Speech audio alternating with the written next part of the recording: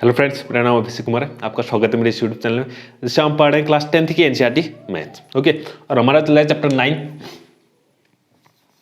Some application of trigonometry. Some application of trigonometry.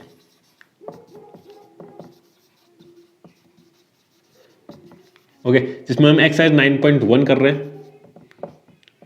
Exercise 9.1 कर रहे हैं, ठीक है, जिसमें हमारे 12 क्वेश्चन कंप्लीट हो चुके थे। ठीक है, 12 क्वेश्चन कंप्लीट हो चुके थे, बस 3 क्वेश्चन बचे हैं, 13, 14 और 15। ठीक है, 3 क्वेश्चन बचे, इसको हम आज कंप्लीट कर लेंगे। ठीक है, और एक चीज़ और बताना चाहूँगा कि आजकल मैं डेली वीडियो नहीं डाल पा रहा हूँ। ठीक है, थोड़ा किसी कारण से मैं डेली वीडियोज़ नहीं डाल पा रहा हूँ, लेकिन कोशिश करूँगा जितनी ज़्यादा वीडियोज़ में डाल सकूँ और जितनी जल्दी हमारा एनसीईआरटी का सिलेबस कंप्लीट हो सके। ठीक, तो 13th, ठीक है, 13 क्वेश्चन देखते हैं। 13 क्वेश्चन, ठीक है, अगर आपने पहले की वीडियोस नहीं देखी तो पहले आप उसको देख लीजिएगा। ठीक है, क्योंकि तब आपको समझ में आएगा कि हम क्या कर रहे हैं। ठीक है, किस तरीके से हम सॉल्यूशन क्वेश्चन को सॉल्व किया जाता है। ठीक है, वो मैंने पहले अच्छे से समझाया हुआ। ठीक, तो 13 क्वेश्चन देखते हैं। 13 क्वेश्चन कह रहा है, as observe from the top of a 75 metre high lighthouse from the sea level the angle of depression of two ships are 30 degree and 45 degree if one ship is exactly behind the other on the same side of the lighthouse.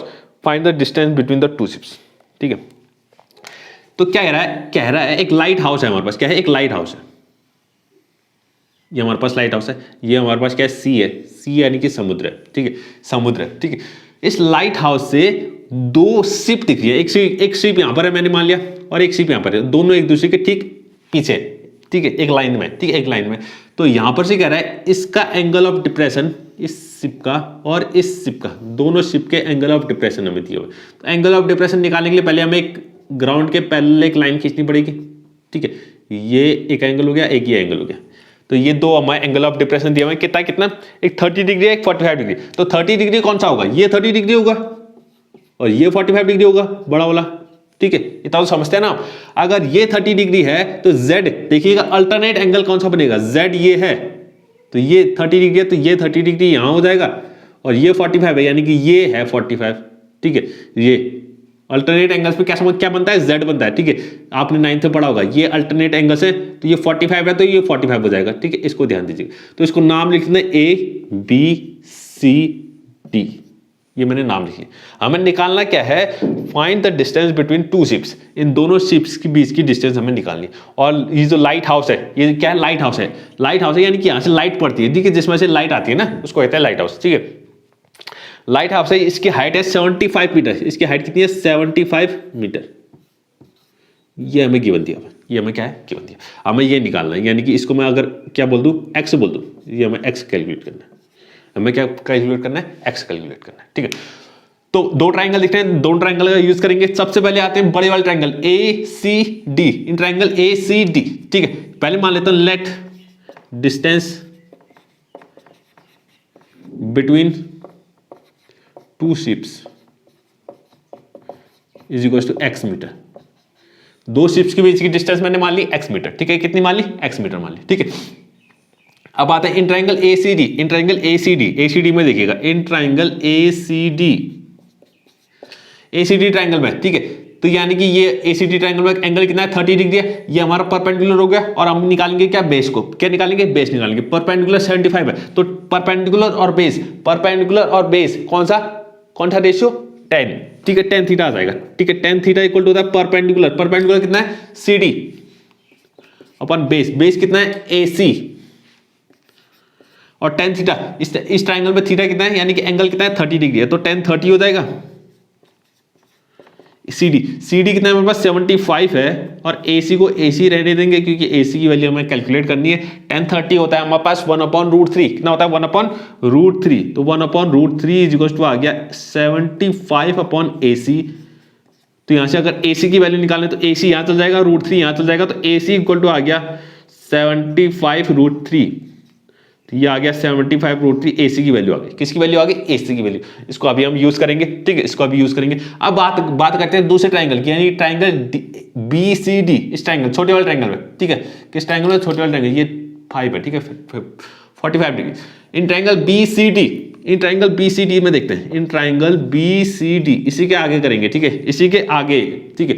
In triangle BCD इसमें भी perpendicular हमारा 75 ही है, base कितना है BC है, तो 10 लगेगा, 10 theta is equal to perpendicular CD अपन बेस कितना है BC 10 थीटा, और इस ट्राइंगल में एंगल कितना 45 है, तो 10 45 हो जाएगा। और CD कितना है हमारे पास 75 है, CD कितना है 75 है, और BC को ऐसे रहने दो, BC हमें कैलकुलेट करना है, BC हमें क्या करना है कैलकुलेट करना है, ठीक है।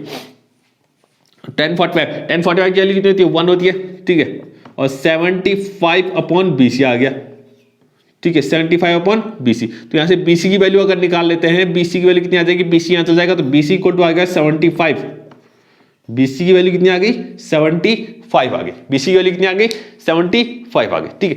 तो हमने AC निकाले, यानी कि A से लेके C तक यहाँ से ये पूरी डिस्टेंस निकाल ली, और BC भी निकाल लिया हमने, यहाँ से यहाँ तक BC डिस्टेंस निकाली। हमें निकालना क्या था AB निकालना था, ठीक है। तो AB इज इक्वल टू, यानी कि AB इज इक्वल टू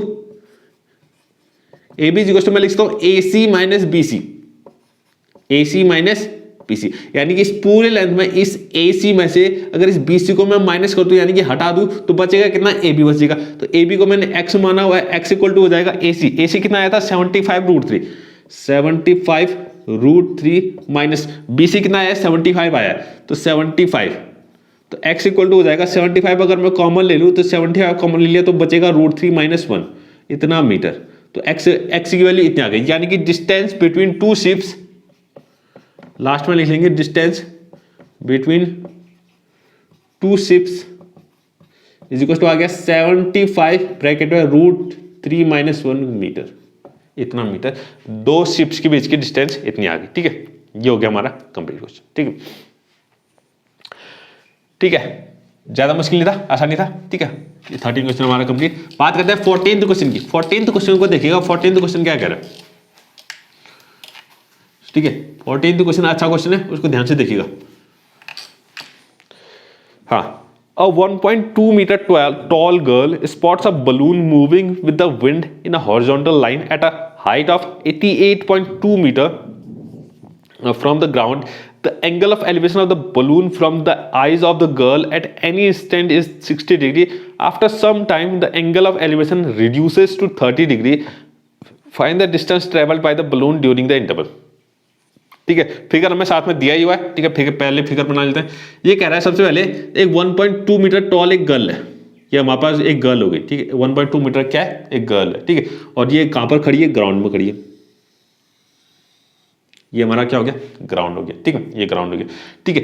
यहां पर दो बलून है, सॉरी एक ही बलून है, ठीक है, एक बलून है, और इसके आइज से जो इसका एंगल ऑफ एलिवेशन बन रहा है, ठीक है। पहले इसके आइज में हमें क्या बनाना पड़ेगा, एक ग्राउंड के पैरेलल एक बनाना पड़ेगा, लाइन बनानी पड़ेगी, ठीक है। हाँ, तो यानी कि बलून में किसी समय, ठीक है, बलून यहां पर पड़ा हुआ है, ठीक है, और ये अपने आंखों से बलून को देख रही है, ठीक है। तो इसके आंखों से एंगल ऑफ एलिवेशन बन रहा है बलून में, वो बन रहा है 60 डिग्री। कितना बन रहा है, 60 डिग्री। कुछ समय बाद ये बलून उड़ के कहां चले जाता है, यहां पर पहुंच जाता है। कहां पहुंच जाता है, यहां पहुंच जाता है, ठीक है, यहां पहुंच गया, ठीक है। बलून यहां से यहां पहुंच गया, ठीक है। अब इसका जो एंगल ऑफ एलिवेशन बन रहा है, ठीक है, ये बन रहा है कितना 30 डिग्री। ये कितना बन रहा है 30 डिग्री। ये कितना बन रहा है 30 डिग्री बन रहा है, ठीक है। इसको भी यहां पर हम ऐसे नीचे को ज्वाइन कर लेते हैं, ठीक है। ये बन रहा है 30 डिग्री, ठीक है। और बलून की जो हाइट है वो कितनी है 88.2 metre from the ground. Ground से यहां से कितनी है 88.2 मीटर, यहां से लेके यहां तक पूरा ग्राउंड से, ठीक है, ग्राउंड से। और ये जो लड़की की हाइट है वो कितनी है 1.2 मीटर, 1.2 मीटर, ठीक है। इतना हमें दिया हुआ है, इतना सब हमें दिया हुआ है। हमें फाइंड करना है कि ये जो बलून है यहां से यहां पहुंच गया, तो बलून ने कितनी डिस्टेंस ट्रेवल की, यानी कि मुझे यहां से लेके यहां तक की लेंथ निकालनी है, या फिर यहां से यहां तक की कुछ भी हो, या यहां से यहां तक की सब बराबर है, ठीक है। तो इसको मैं नाम देता हूं, इसको कहता हूं ABCDEF, इसको कह दिया G, इसको कह दिया H, इसको कह दिया I, सॉरी इसको तो नाम दे दिया मैंने, ठीक है। ये हो गया H, ठीक है। इस सबको मैंने नाम दे दिया, ठीक है। तो BC या तो हमें BC निकालना है, HD निकालना है, या EF, कुछ भी निकालो, एक ही बात है, ठीक है, सब में एक ही बात है। FE निकालो या HD निकालो या BC निकालो, ठीक है। अब हम बात क्या करेंगे कि ट्राइंगल सिर्फ यहाँ से बन रहा है, इस लाइन से ट्राइंगल बन रहे हैं यहाँ पर, ठीक है, सिर्फ इस लाइन से, लेकिन हाइट जो देखिए यहाँ से लेके यहाँ तक देखिए, पहले तो हमें हाइट यहाँ से यहाँ तक निकालनी पड़ेगी, पहले तो ED निकालना पड़ेगा, ED कितना होगा, ठीक है। ये हमारा 14th क्वेश्चन है, ठीक है। 14th क्वेश्चन देखिएगा, 14th क्वेश्चन, ठीक है। तो हाइट ऑफ गर्ल कितनी है, height of girl is equal to कितना है 1.2 मीटर, कितना है 1.2 मीटर, 1.2 मीटर ये गर्ल की हाइट है, ठीक है। अब 1.2 मीटर यहाँ से यहाँ तक है, तो ये भी 1.2 मीटर है, ये भी कितना होगा 1.2 मीटर होगा, ठीक है। तो यहाँ से देखिएगा ED, हमें सिर्फ ED चाहिए, क्योंकि ये है ना परपेंडिकुलर, ट्राइंगल तो यहाँ पर तक बन रहे हैं, ट्राइंगल तो सिर्फ यही बन रहा है, तो ट्राइंगल की परपेंडिकुलर यानी कि हाइट जो होगी वो कितनी होगी, सिर्फ यहीं तक होगी ED, तो मुझे ED चाहिए, ED कितना होगा, तो ED इक्वल टू अगर निकाले, ED इक्वल टू हो जाएगा इस पूरे में से 88.2 में से इसकी है, ये जो लड़की की हाइट है यानी कि गर्ल की हाइट है, इसको माइनस कर देंगे, यानी कि 88.2 माइनस 1.2 करेंगे तो आ जाएगा 87 मीटर, कितना आ जाएगा 87 मीटर, 87 मीटर, ठीक है। तो यानी कि ED जो आ गया हमारे पास कितना आ गया 87 मीटर आ गया, ठीक है। अब काम हमारा आसान हो जाएगा, अब काम हमारा हो जाएगा, ठीक है। तो हमें निकालना क्या है, यहाँ से यहाँ तक की डिस्टेंस HD, यानी कि ये निकालना है, ये X, इसको मैंने X बोल दिया, इसको क्या बोल दिया X बोल दिया, इसको मैंने X बोल दिया, ठीक है। तो सबसे पहले देखते हैं इस ट्राइंगल की बात करते हैं, बड़े वाले ट्राइंगल की, GDE, इस बड़े वाले ट्राइंगल की बात कर रहे हैं GDE, ठीक है। तो यहां देखिएगा इन ट्राइंगल GDE, तो GDE में देखिएगा हमें परपेंडिकुलर पता है, हमें बेस निकालना है, क्या निकालना है, बेस निकालना है, परपेंडिकुलर पता है, बेस निकालना है, परपेंडिकुलर बेस यानी कि 10, कितना आ जाएगा 10 थीटा। इस इस बड़े ट्राइंगल में परपेंडिकुलर कितना है DE है और बेस कितना है GD है, तो DE अपॉन GD हो गया, ठीक है। और 10 थीटा, इस बड़े वाले ट्राइंगल में जो एंगल है हमारे पास कितना है वो थीटा, वो 30 डिग्री है, थीटा कितना है 30 डिग्री, तो 10 30 हो गया। और DE कितना है, DE अभी हमने निकाला था, कितना आया था ED 87 मीटर, 87 मीटर आया था, सॉरी मीटर लिखने की जरूरत नहीं है। और GD हमें निकालना है, तो GD को GD रहने दिया। 10 30 कितना होता है 1/√3, तो इसको 1/√3 लिखा, और ये हो गया 87 अपॉन GD। तो GD की अगर वैल्यू निकालते हो GD इक्वल टू कितना हो जाएगा, GD वहां गया √3 वहां गया, तो 87 √3 आ गया, कितना आ गया 87 √3। इसकी जरूरत अभी पड़ेगी, ठीक है, अभी पड़ेगी इसकी जरूरत, ठीक है। अब बात करते हैं दूसरे ट्राइंगल, दूसरा ट्राइंगल कहाँ दिख रहा है, यहाँ पर दिख रहा है, ये रहा GHF, ये छोटा ट्राइंगल, तो इस ट्राइंगल में निकालते हैं इन ट्राइंगल GHF, ठीक है, सॉरी GHF, ये हमारा क्या परपेंडिकुलर, अगर ये यहां से यहां तक 87 है तो यहां से F और H कितना होगा, ये भी 87 ही होगा, ये भी क्या होगा 87 होगा, क्योंकि बलून जो है एक स्ट्रेट लाइन में ट्रैवल कर रहा है, एक स्ट्रेट लाइन में सीधे, एकदम सीधे, ठीक है। तो जितना ED था उतना ही क्या होगा FH भी होगा, ठीक है, FH भी उतना ही होगा। तो परपेंडिकुलर अपन, और हमें बेस निकालना है, क्या निकालना है, बेस निकालना है GH, तो यहां पर भी 10 लगेगा, 10 थीटा इक्वल टू हो जाएगा FH, यानी कि परपेंडिकुलर अपॉन बेस कितना है GH, और एंगल कितना है इसमें 60 डिग्री, इस ट्राइंगल में एंगल कितना बन रहा है 60, तो 10 60 हो जाएगा, कितना हो जाएगा 10 60 इज इक्वल टू FH कितना है 87 ही होगा, और GH हमें निकालना है, तो GH को GH रहने दिया, और 10 60 कितना होता है √3 होता है, कितना होता है √3 होता है, तो 87 अपॉन कितना आ गया GH आ गया। अब GH की वैल्यू हमें निकालनी, तो GH वहां चल जाएगा, √3 कहाँ जाएगा, नीचे आ जाएगा, तो GH इक्वल टू हो गया 87 अपॉन √3, ठीक है। अब अपॉन में रूट आ गया, तो इसका रेशनलाइज करना पड़ेगा, तो √3 से मल्टीप्लाई किया और √3 से डिवाइड कर दिया, ठीक है। तो GH की जो वैल्यू आ गई वो आ गई कितनी 87 √3 अपॉन 3, अपॉन कितनी आ गई 3। अब 3 से क्या 87 कट जाएगा, बिल्कुल कट जाएगा, ठीक है। तो 3 से 87 को कट कर लेते हैं, ठीक है। तो आ जाएगा 3 2 6, 3 9 27, 29 √3, कितना आ गया 29 √3। तो ये आ गई GH की वैल्यू, ये आ गई GH की वैल्यू। लेकिन हमें निकालना क्या है, हमें तो निकालना है X, और X क्या है HD है, HD, ठीक है। तो HD इक्वल टू हो जाएगा, ध्यान से देखिएगा HD, यानी कि हमें इतना निकालना, तो इस पूरे में से GD में से, इस GD में से इस GH को माइनस कर दें, इस पूरे GD में से इस GH को अगर माइनस करते तो मुझे मिल जाएगा HD, यानी कि HD इक्वल टू H2 को मैंने X माना है, और GD हम निकाल चुके थे, GD कितना आया था 87 √3, कितना आया था 87 √3 माइनस, और GH कितना आया 29 √3, GH कितना आया 29 √3, दोनों में √3 दिख रहा है तो √3 कॉमन ले लिया तो बचा कितना 87 माइनस 29, और 87 में से अगर 29 को माइनस करें तो कितना आएगा, ठीक है। तो ये हो जाएगा 17 में से 9 गया, 17 में से 9 कितना 8, और यहाँ बचेगा 7, 7 में से 2 गया 5, 58, तो कितना आया 58√3, कितना आ गया 58√3, यानी x की जो वैल्यू आ गई 58√3 आ गई, x की वैल्यू कितनी आ गई 58√3। तो डिस्टेंस ट्रेवल बाय बलून, ठीक है, तो यहाँ पे हेंस लिख देंगे, लास्ट में लिख देंगे hence distance travelled by balloon कितना आ गया 58√3 मीटर, ठीक है। इतना मीटर बलून ने क्या की डिस्टेंस ट्रेवल कर दी, ठीक है। एफ ई निकालो चाहे एच डी निकालो, दोनों बराबर होंगे, ठीक है। एच डी जितना होगा उतना ही क्या होगा एफ ई भी होगा, ठीक है। तो ये 14 क्वेश्चन भी हमारा कंप्लीट हो गया, 14 क्वेश्चन भी कंप्लीट। बात करते हैं 15 क्वेश्चन, ठीक है। 15 क्वेश्चन देखिएगा, 15 क्वेश्चन क्या कह रहा है,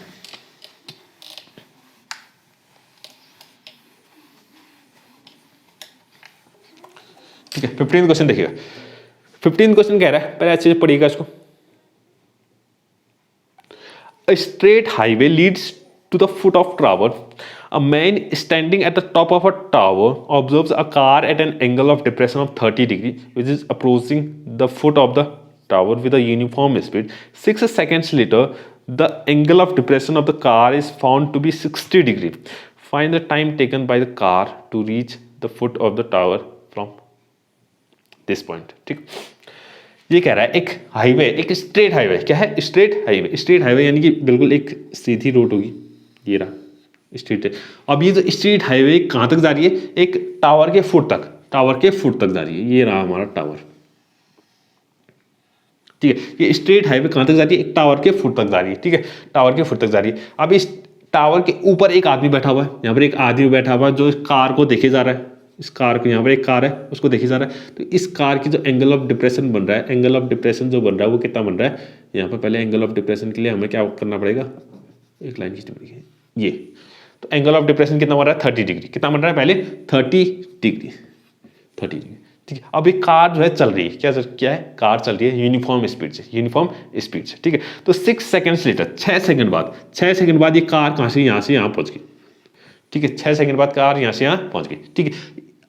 अब जो उसका एंगल ऑफ डिप्रेशन बन रहा है वो कितना बन रहा है, वो बन रहा है हमारे पास कितना 60 डिग्री, कितना बन रहा है 60 डिग्री, यानी कि यहाँ से यहाँ तक ये पूरा एंगल कितना है 60 डिग्री, ये कितना है 60 डिग्री, ठीक है, ये 60 डिग्री, ठीक है। तो find the time taken by the car to reach foot of the tower from this point. तो इस पॉइंट से अब यहाँ से यहाँ तक, इससे फुट तक पहुँचने में कितना टाइम लगेगा, हमें वो निकालना है, टाइम निकालना है, इसमें क्या निकालना है, टाइम निकालना है, ठीक है। ये 30 डिग्री है, ये 30 डिग्री है, तो 30 डिग्री यहाँ कौन सा होगा, ये अल्टरनेट एंगल ये है तो ये 30 डिग्री हो जाएगा। ये 60 डिग्री है तो ये 60 डिग्री है, तो यानी कि ये भी क्या होगा 60 डिग्री हो गया, ठीक है। तो इसको ए लिख लेते हैं, इसको बी लिख लेते हैं, इसको सी लिख लेते हैं, इसको डी लिख लेते हैं, ठीक है। और यहाँ से यहाँ टाइम कितना लग रहा है 6 सेकंड लग रहा है, ये टाइम दिया हुआ, ठीक है। यहाँ से यहाँ तक कितना टाइम लग रहा है 6 सेकंड, और मैं मान लेता हूँ यहाँ से यहाँ तक 30 सेकंड लग रहे हैं, उसको कितने लग रहे हैं 30 सेकंड, 30 सेकंड लग रहा है, ठीक है, 30 सेकंड लग रहा है। और आपको एक चीज पता होनी चाहिए, ठीक है, एक चीज आपको डिस्टेंस का फॉर्मूला पता होना चाहिए, ठीक है। यहाँ पर मैं लिख लेता हूँ स्पीड का फॉर्मूला, स्पीड इक्वल टू होता है, ठीक है, आपने फिजिक्स में पढ़ा होगा, distance upon time, distance upon time. Speed का फॉर्मूला होता है कितना, distance upon time, distance upon time, ठीक है। तो हमें निकालना है क्या, ठीक है, हमें क्या निकालना है, यहाँ से यहाँ तक बी से लेकर सी तक जाने में उसको कितना टाइम लगा, कितना टाइम लगा। अब टाइम निकालना है तो पहले उसकी डिस्टेंस निकालनी पड़ेगी, उसकी क्या निकालनी पड़ेगी, डिस्टेंस निकालनी पड़ेगी, ठीक। तो ये 15th क्वेश्चन है, आखिरी क्वेश्चन। लेट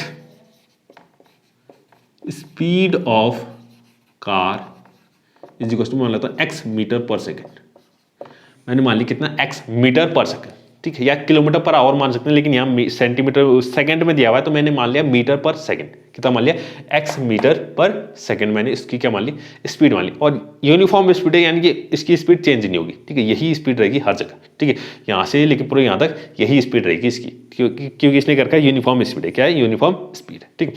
अब यहाँ देखिए, तो सबसे पहले हमें डिस्टेंस निकालनी है, टाइम का भी भूल जाइए, टाइम का भी भूल जाइए, पहले हमें डिस्टेंस निकालनी है, ठीक है। तो डिस्टेंस निकालनी है, ये मैं इसकी हाइट मान लेता हूँ h, इस टावर की जो हाइट मैंने मान ली वो कितनी मान ली h मान ली, इस टावर की हाइट मैंने h मान ली, ठीक है, कितनी मान ली h।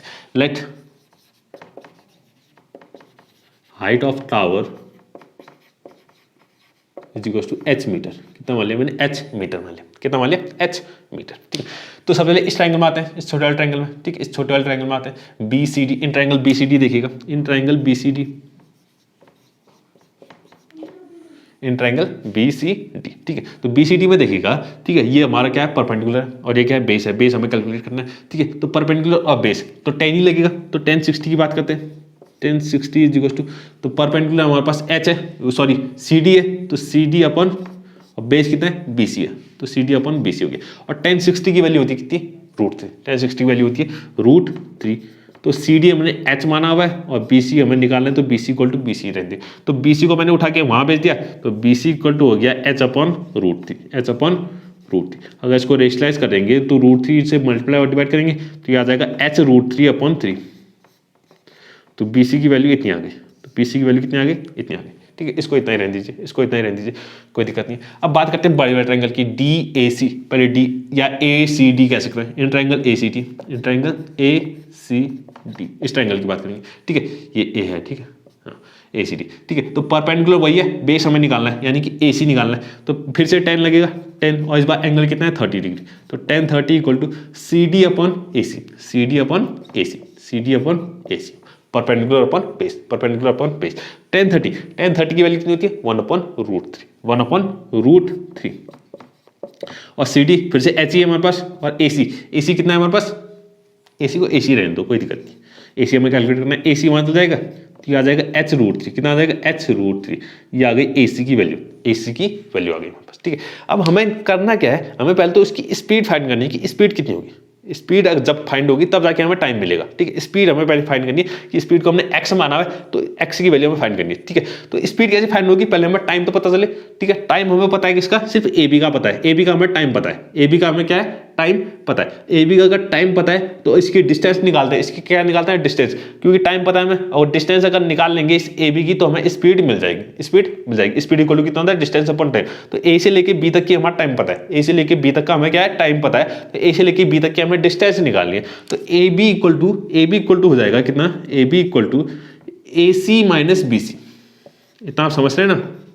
इस ए बी इक्वल टू मैं लिखता हूँ कितना, ए सी, इस पूरे ए सी में से अगर मैं बी सी को माइनस कर दूँ तो मुझे ए बी मिलेगा। ठीक है, और ए सी और बी सी में निकाल चुका हूँ। ए सी कितना आया था, एच √3 आया था, ए सी कितना आया, एच √3 माइनस, और बी सी कितना आया, एच √3 अपॉन 3, कितना आया, एच √3 अपॉन 3, एच √3 अपॉन 3, इतना आया हुआ है। ठीक है, तो एच √3 ये पूरा कॉमन आ रहा है, तो एच √3 मैंने कॉमन ले लिया, अंदर बचा कितना, 1/1 माइनस 1/3। ठीक है, और एच √3, और इसको सॉल्व करेंगे तो कितना आ जाएगा, 3 - 1 यानी 2/3 आ जाएगा। कितना आ जाएगा, 2/3।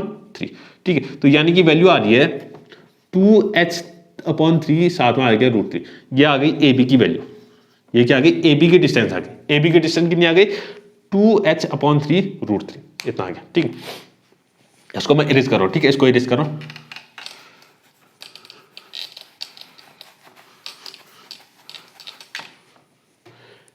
तो यहां देखिएगा, distance from A to B, A से लेके बी तक की डिस्टेंस कितनी आ रही है, 2h/3 √3, और टाइम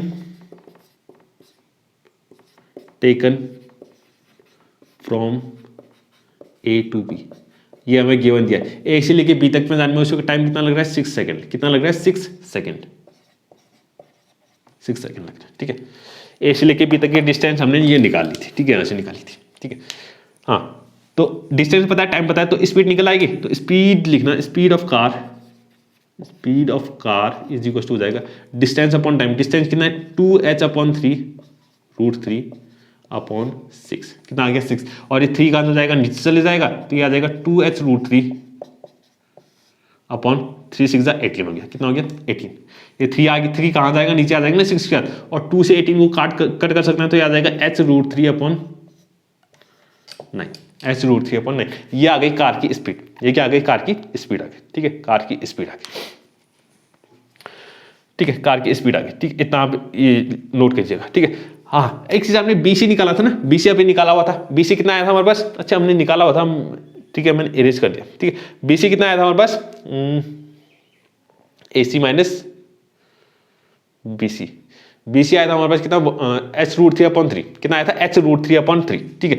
यहाँ पर मैं लिख लेता हूँ BC आया था हमारे पास, वी नो, ठीक है, ये हमने पहले निकाल लिया था, ठीक है, उसको आप नोट कीजिएगा। We know BC equal to कितना आया था h√3/3, ये हमारे पास BC आ गया था, ये हमारे पास क्या आया था BC आया था, ठीक है। तो BC का मतलब है distance from B to C, BC की डिस्टेंस है ना यहाँ से यहाँ तक की कितनी डिस्टेंस है वो हमें निकालना है, वो हमें दिया हुआ है। तो B से लेके C तक की डिस्टेंस कितनी है h√3/3, इतना मीटर, h√3/3, यानी कि B से लेके C तक की मुझे डिस्टेंस पता है, B से लेके C तक की मुझे डिस्टेंस पता है, और कार की स्पीड मुझे निकल गई, क्योंकि कार की स्पीड अब चेंज नहीं होगी, स्पीड यहाँ पर है तो यहाँ पर जितनी स्पीड थी वो यहाँ पर भी होगी, ठीक है, हर जगह सेम ही होगी, ठीक है। कार की स्पीड इतनी निकल गई, ठीक है। अब मुझे पता है speed of car is equal to कितना है h√3/9, ठीक है। इसको मीटर पर सेकंड लिखना, मीटर पर सेकंड, स्पीड की यूनिट क्या होती है मीटर पर सेकंड या किलोमीटर पर आवर, ठीक है। तो यहाँ हम मीटर पर सेकंड लिखेंगे, ठीक है। डिस्टेंस मुझे पता है, B से लेके C तक की डिस्टेंस मुझे पता है, स्पीड मुझे पता चल गई, स्पीड मुझे पता है, टाइम निकल जाएगा, क्योंकि स्पीड इक्वल होता है डिस्टेंस अपॉन टाइम, लेकिन अगर मुझे टाइम निकालना हो तो टाइम इक्वल टू हो जाएगा, टाइम को यहाँ भेजेंगे, स्पीड यहाँ जाएगी, तो टाइम इक्वल टू होता है distance upon speed, time equal to होता है डिस्टेंस अपॉन स्पीड, ठीक है। ये ऊपर का मैं एडिट कर रहा हूँ, ठीक है, इसको नोट करते जाएगा, इंपॉर्टेंट क्वेश्चन है, ठीक है, ठीक है। B से लेके C तक की मुझे डिस्टेंस पता चल गई, स्पीड पता चल गई, तो टाइम मैं निकालूंगा, ठीक है। Time from B to C is equal to कितना हो जाएगा, टाइम इक्वल टू कितना होता है डिस्टेंस अपॉन स्पीड, तो distance from B to C, B से लेके C तक की जितनी डिस्टेंस होगी, और time taken from B to C, ठीक है। B से लेके C तक की जितनी डिस्टेंस होगी अपॉन B से लेके C तक की जितना टाइम लगेगा उसको डिवाइड कर देंगे, तो हमारा स्पीड वो क्या निकल आएगा, टाइम निकल आएगा, ठीक है। सॉरी, नीचे टाइम नहीं, तो नीचे स्पीड आएगी, ठीक है, टाइम लिख लिया मैंने। स्पीड ऑफ कार, ठीक है, स्पीड ऑफ कार, ठीक है। टाइम तो हमें निकालना है, टाइम निकालना है तो डिस्टेंस अपन कितना हो जाएगा स्पीड, तो distance from B to C, B से लेके C तक की डिस्टेंस कितनी थी अभी हमने लिखा था h√3/3, और स्पीड हमने निकाली थी, कितनी आई थी h√3/9, h√3/9, ठीक है। तो फ्रैक्शन अपॉन फ्रैक्शन है तो कितना आ जाएगा, ऊपर वाला फ्रैक्शन सेम रहेगा और नीचे वाला फ्रैक्शन ऊपर आके रेसिप्रोकल हो जाएगा, यानी कि 9/h√3 आ जाएगा। तो h√3 से h√3 कैंसिल, तो ये आ गया 9/3, तो 3 से कैंसिल, ये आ जाएगा 3 सेकेंड, 3। तो time from B to C कितना आ जाएगा 3 सेकेंड, तो यानी कि B से लेके C तक मैं पहुंचती हूँ, उसको कितना टाइम लगेगा, 3 सेकेंड लगेंगे, बस कितना लगेंगे, 3 सेकेंड लगेंगे, ठीक है, ठीक है। तो ये हमारा आंसर हो गया, ठीक है। हमें टाइम ही निकालना था ना, हमें क्या निकालना था, बस इसमें टाइम निकालना था, ठीक है। तो लास्ट में लिख देंगे time taken by car to reach foot of tower from point B, इस B से लेके उसके टावर के फुट तक पहुंचने में जो उसको टाइम लगेगा वो कितना लगेगा, 3 सेकेंड लगेगा, कितना लगेगा, 3 सेकेंड, सिर्फ 3 सेकेंड में वो पहुंच जाएगा, ठीक है। तो ये हमारा क्या हो गया, आखिरी क्वेश्चन कंप्लीट। इसी के साथ हमारी ये एक्सरसाइज भी कंप्लीट, और इसमें एक ही एक्सरसाइज है, तो ये हमारा चैप्टर भी कंप्लीट हो गया, ठीक है। चैप्टर कंप्लीट हो गया, अगली वीडियो में स्टार्ट करेंगे हम नया चैप्टर, जो कि हमारा सर्कल्स है, ठीक है। मोस्ट इंपॉर्टेंट सर्कल भी जो है बहुत इंपॉर्टेंट चैप्टर है, ठीक है। तो उसको हम स्टार्ट करेंगे अगली वीडियो में, ठीक है। तो आज के लिए बस इतना ही। अगर आपको आज की वीडियो पसंद आई तो प्लीज़ लाइक करें, शेयर करें, सब्सक्राइब करें। Thank you.